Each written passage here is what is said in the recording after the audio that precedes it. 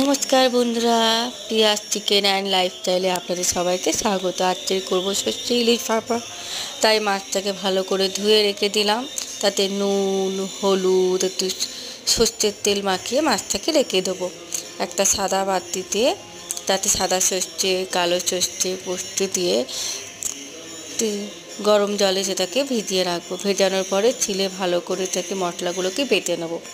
Butter পরে কাঁচা লঙ্কা দিয়েও আবার মশলাটাকে ভালো করে বেটে তার মধ্যে টক দই দিয়ে টক দইটাকে ভালো করে ফাটিয়ে মশলাটাকে দিয়ে মাখিয়ে নেব।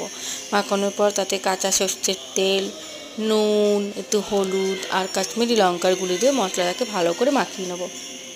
তারপরে এক এক করে মশলার মধ্যে মাছ দিয়ে ভালো করে সেটাকে মাখিয়ে তারপরে একটু কাঁচা সর্ষের তেল দিয়ে আবার মাছটাকে মাখিয়ে নেব।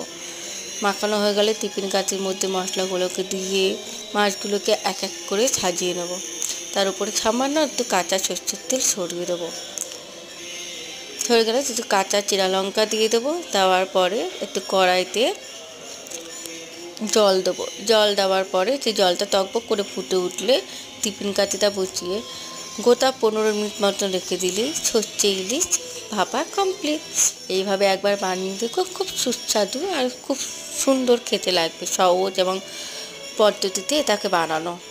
ট্রাই করে দেখো আর বলো কেমন হয়েছে, সবাই কমেন্ট করে জানিও।